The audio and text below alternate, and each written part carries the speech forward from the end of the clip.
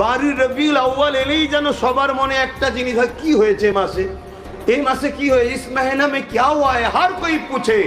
ऐसा धूम बचाना चाहिए, ये खुदा का फरमान है। हर कोई पूछे, नया नया जो लोग दुनिया में आए हैं, हर मजहब का कोई भी पूछे इस महीने में क्या हुआ, क्या हुआ।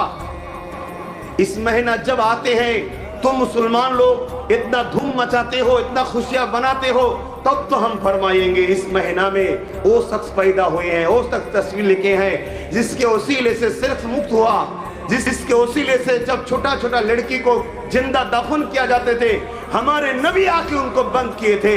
माँ बाप को कत्ल किए कर सकते हैं, हमारे नबी आके कत्ल बंद किए हैं। लिहाजा इस जमीन में हमारे नबी ने इंसाफ कायम किए हैं। সেই নবীর ওসিলায় আমরা এখনো পেয়েছি, এখনো প্রচার করতে হবে, তবে তো সবাই জানবে। এটা কি আমাদের ডিউটি নয়? হ্যাঁ, এটা কি আমাদের ডিউটি নয়? সবাই সবার প্রচার করছে আর আমরা শুধু আমাদের হুজুরকে ছোট করে রেখে দিবা ধান্দা করছি। জানতে হবে দাল মে কুছ কালা হ্যায়।